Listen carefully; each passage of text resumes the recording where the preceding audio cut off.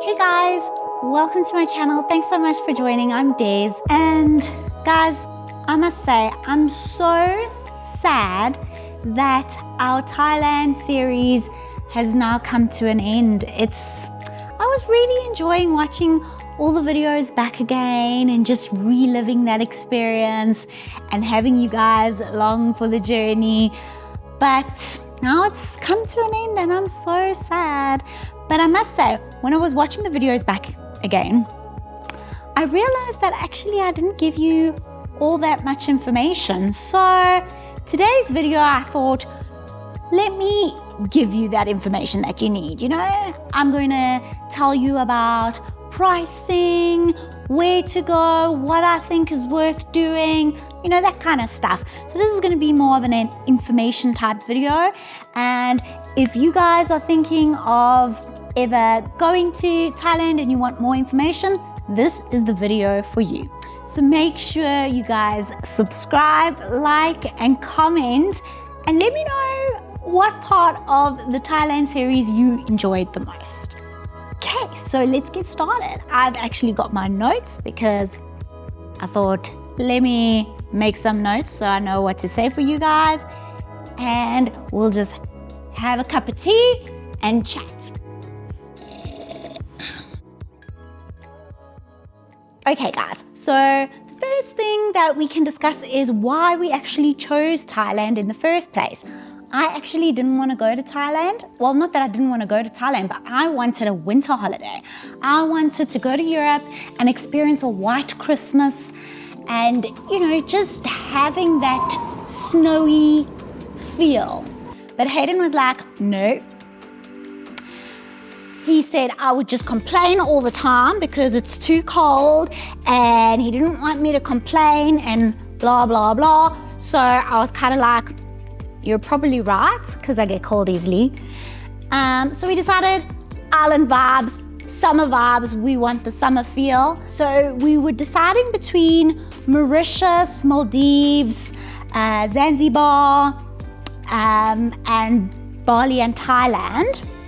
Mauritius we had been to before. We went there on our honeymoon, so we thought we're not going to go there again.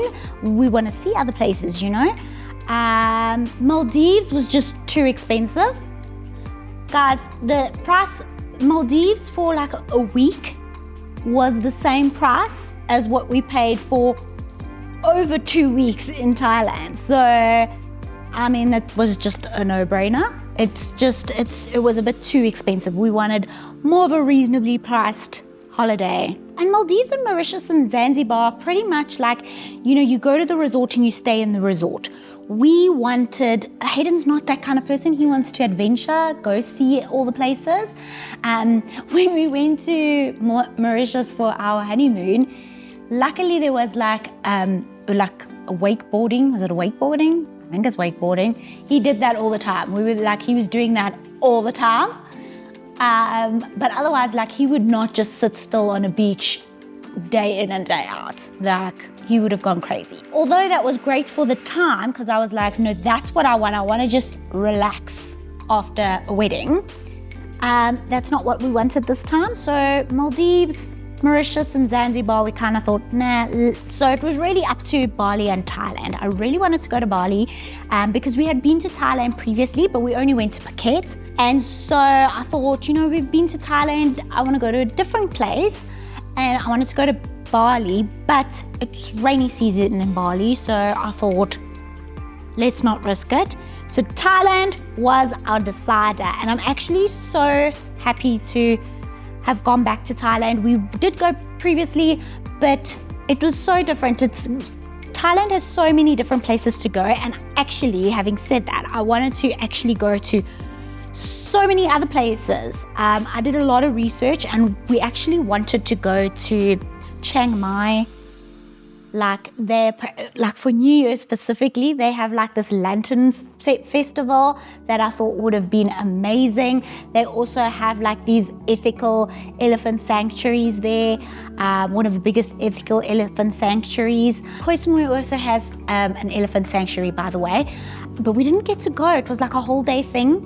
So I'm sad that we didn't actually get to go, but if you are going to do elephant, don't go watch like shows or anything like that, guys. If you're going to do something, go to an elephant sanctuary, an ethical one. There's lots of places that say they are ethical, but they aren't necessarily. So just make sure you do your research. Chiang Mai has one of the biggest elephant sanctuaries, and that's what I really wanted to do. But yeah, I also wanted to go to Krabi. So I wanted to do Chiang Mai, Krabi, Koh Samui, and Bangkok. But guys, the prices of the flights, just the flights, we got a package deal, right? We went through an agency. That's how we booked everything.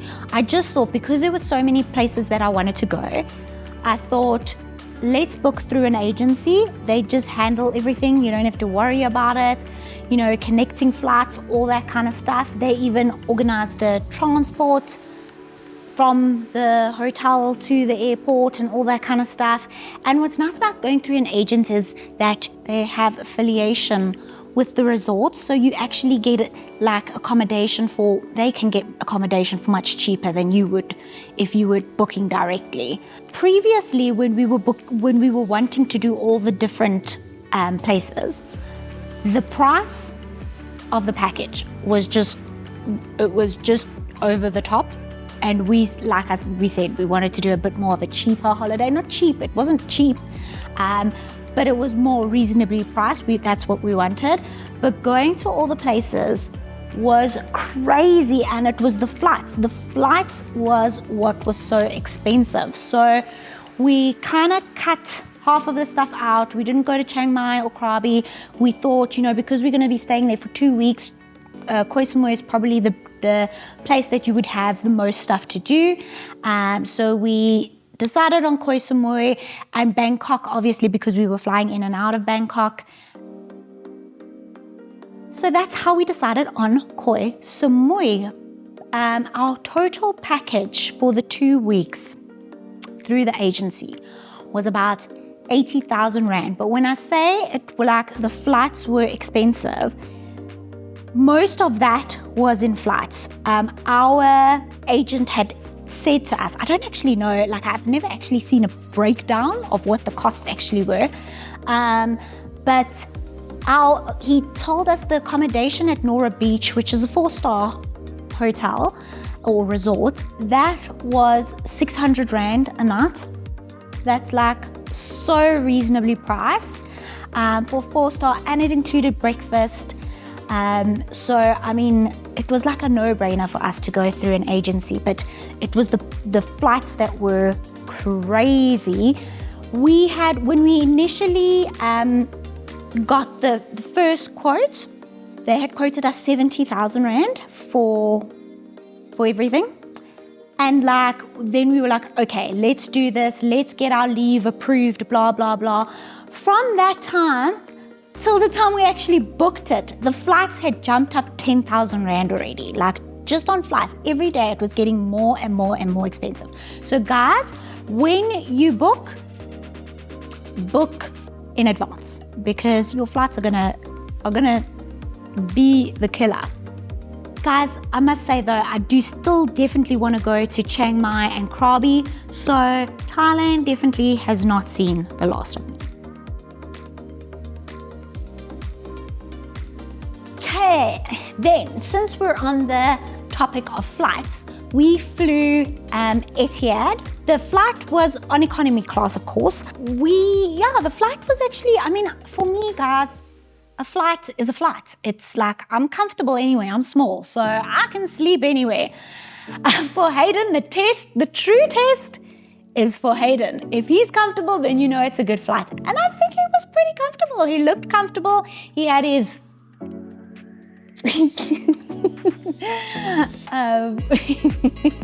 he looked funny, but he seemed comfortable. He said he was comfortable. We usually try, on an international flight, we usually try and book emergency exit seats for him.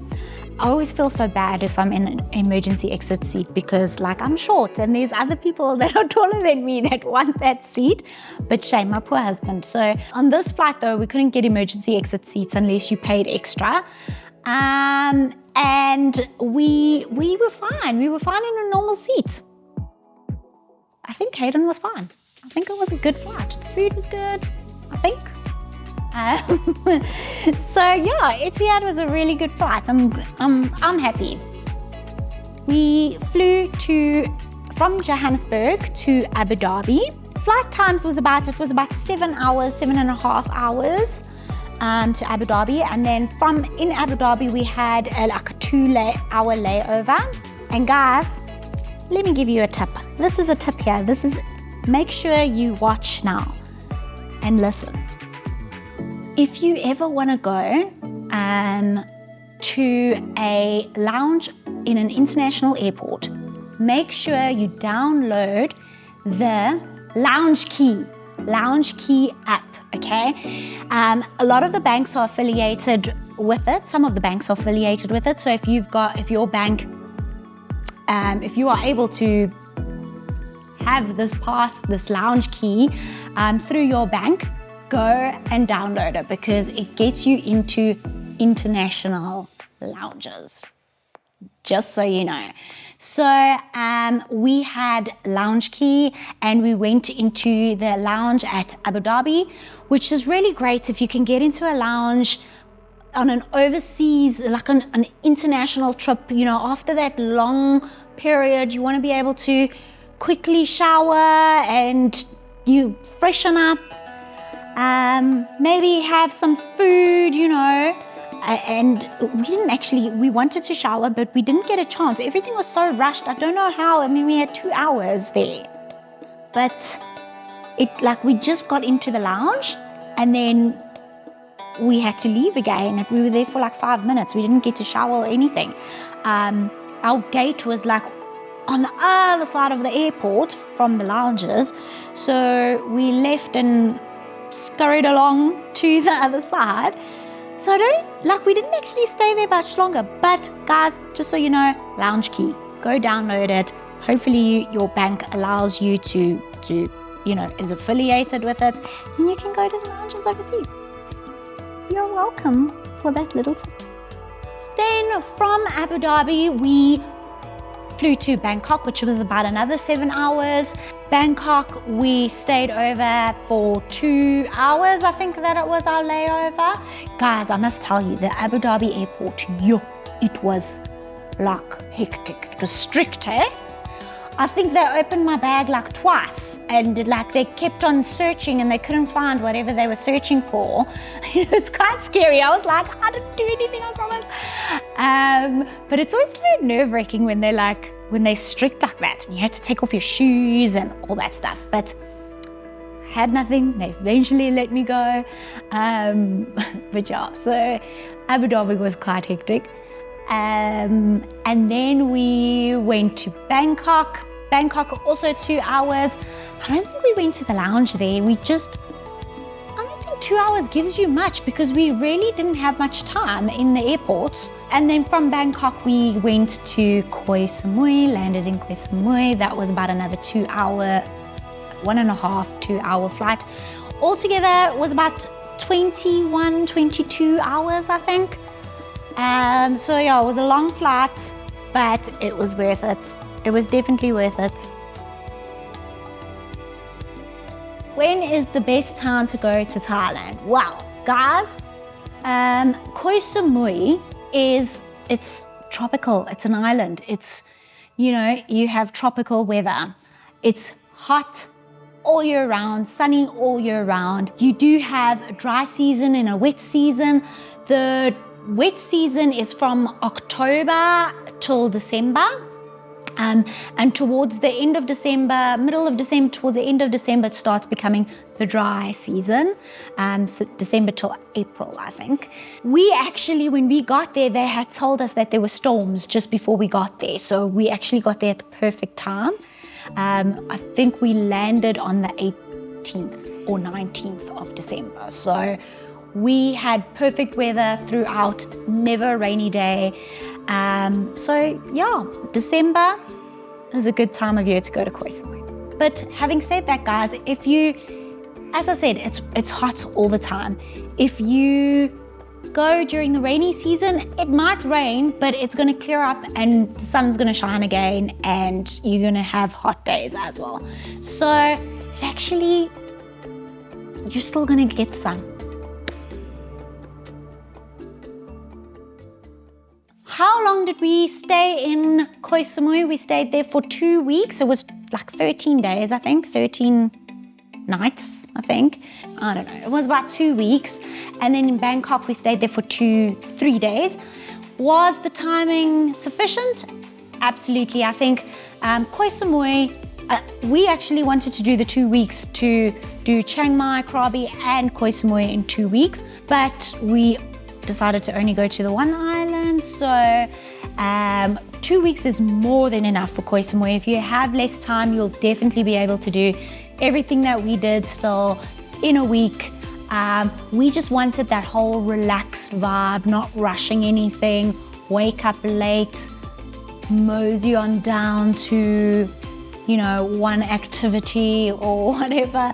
So it was really, 2 weeks was perfect for us, but if you have less time, it's gonna be good for you as well. Bangkok, 3 days, I think that was perfect as well. I don't think I would do Bangkok for longer, only because, I mean, that's not what we wanted. We want, you know, Bangkok's like hustle and bustle and shopping, and we just wanted chilled, laid back island vibes. So doing the few little things that we did in Bangkok was just perfect for us. That time was perfect. So yeah, it depends on what you want, I guess. If you want the shopping, if you want the hustle and bustle and going to see the temples and do all of that, then maybe you would want a little bit more time in Bangkok. But for us, it was perfect.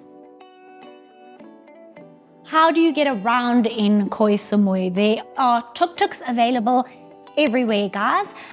Just make sure that when you do go on a tuk-tuk, agree a fee up front, like before you get there, just so that, you know, there's no miscommunication between you or the driver. You know exactly what you're in for, and there's no chance of you getting there and then he gives you this like crazy amount that you weren't expecting. He's already taken you there. So just agree up front.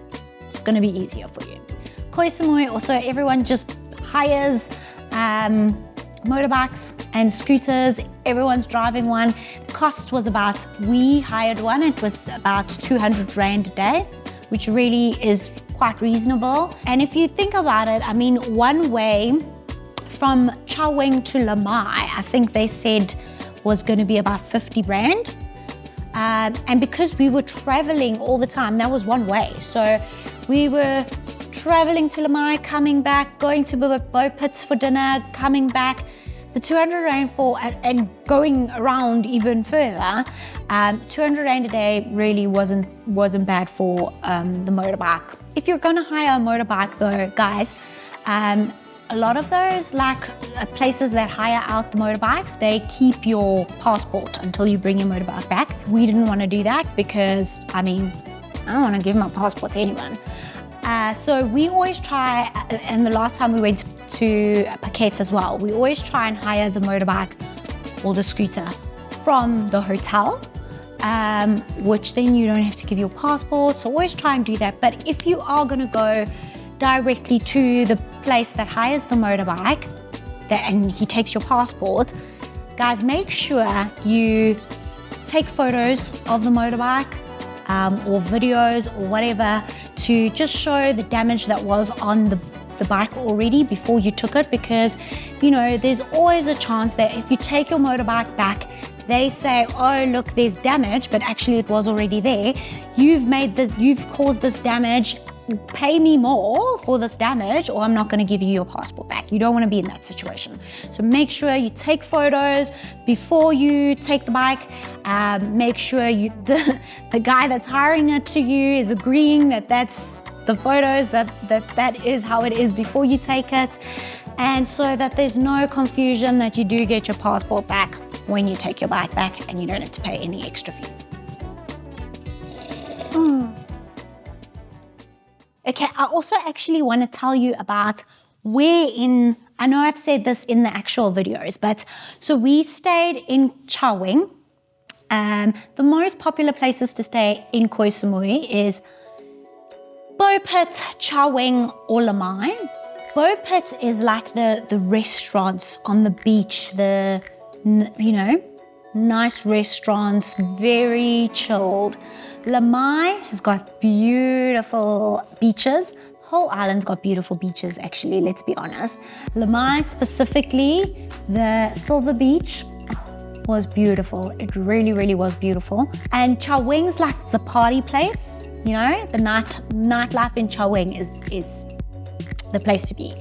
And so depending on where you want to be, you will choose one of those places. We wanted that whole experience. We wanted the beaches, we wanted the nightlife, we wanted the nice restaurants in Bo Pit. So we chose Chow Wing, which was a great central place to be. We could go to Bo Pit at night and have our restaurants on the beach. We could go to Lamai during the day and go all around. Actually, Koh Samui is not the biggest island. You can go around the island. You can do it in a day, do it in a few hours actually. It's a great place. So that's where we wanted to go. We wanted to be in Chow Wing Central so we could do everything, and then at night time it was so nice. You could just go to Chow Wing Beach Road. That road is like a party place. Not party, I mean, if you don't want to party, you don't have to party. There's clubs and stuff like that, but it's just the night, the vibe at night is so nice. You're just walking the streets, there's restaurants everywhere, spas everywhere at nighttime. People are getting their feet massaged. It's so cool. I loved staying in Chow Wing, and like I said, you can do everything you wanted to. The west side of the island is where you're going to get the best sunsets. We didn't get to see a sunset. We went once to the west side of the island on one of the days, and I'm sad that we missed the sunset, but if you want to watch the sunset, go to the western side of the island. Lipa Noi is the best place apparently to watch the sunset, so definitely make your way there. Pricing in Koh Samui, I mean Koh Samui and Bangkok, everything is quite reasonably priced, guys, in Thailand. I think, so I told you our accommodation was about 600 Rand a night in Nora Beach. That was a 4-star hotel. In Bangkok, we stayed in Anantara Riverside Resort, which was beautiful. It's a 5-star resort, guys. That breakfast, I tell you, oh my gosh, it was good. It had to be because you had everything to choose from, everything. Like, everything. So, we were there on the 31st of December for New Year's Eve, and that was the most expensive accommodation part. I think our room, it was 5,000 Rand that night. It was like double the cost of the other nights. But it was because of the 31st. Like, after that, it went back down. So if you're gonna be going to Bangkok on the 31st, expect to pay. But again, because we went through the agency, they had an affiliation. They were affiliated with, you know what I mean, with Anantara. So I think we would have paid a lot more if we had done it ourselves. Would I stay in any of those accommodations again? Absolutely. Nora Beach, we were hardly ever there. We were always, I told you, Hayden wants to adventure, and that's what we did. We adventured every day. So we didn't need anything fancy or anything like that. And for 600 Rand a day, I'm not complaining, guys. So I would definitely stay there again. It was a good location. Anantara was beautiful. We loved it. It was 5-star. Of course, we would stay there again on the river, on the Chao Phraya River. What I would say though is I don't have any regrets about Anantara. It was beautiful. But if I ever had to go back again, I think I would want to stay in Avani, which was just behind Anantara. So Anantara is right on the river and it's flat, but then you have Avani, which is like behind Anantara, but it's higher. And that's actually where the Scene rooftop bar was, with the pool. It has a pool, and that is the reason I would go back, just for the pool. Like, I would want to, if I ever went back to Bangkok again, I would just want to lie in that pool and look at the views, look at Bangkok. Yeah, that would have been cool. But we never had a chance. Like, I was very happy staying at Anantara this time because we didn't have a chance to be at the pool. That pool is also really beautiful. So, yeah, I mean, but I do think I would like, if I ever go back to Bangkok, if we ever go back to Bangkok or to Thailand and go to Krabi and Chiang Mai and then stop in Bangkok, I'm going to stay in Avani and just lie at the pool. I'm going to love it. I think that would be very cool. Okay, guys, then like general pricing, I think like our meals, as I said, everything is reasonable in Koh Samui. Depending obviously where you go, if you're going to go to the fancier place, it's going to be more expensive. But I think generally, like in Bo Pit, the restaurants that we went to at nighttime, we would always order a starter. We'd have spring rolls all the time. That was like our go-to starter, and then a meal with cocktails. And that generally for everything would cost us about 500 Rand for drinks, for starters, for meals and everything like that. So it's normal pricing, I think, with cocktails and everything. So yeah, it's not too bad. Our jet ski that we rented for the morning, it was from the morning till about 1 o'clock, so half the day. And that was a tour that we went with a guide who took us to different islands, took us to 2 islands, I think, which was really nice.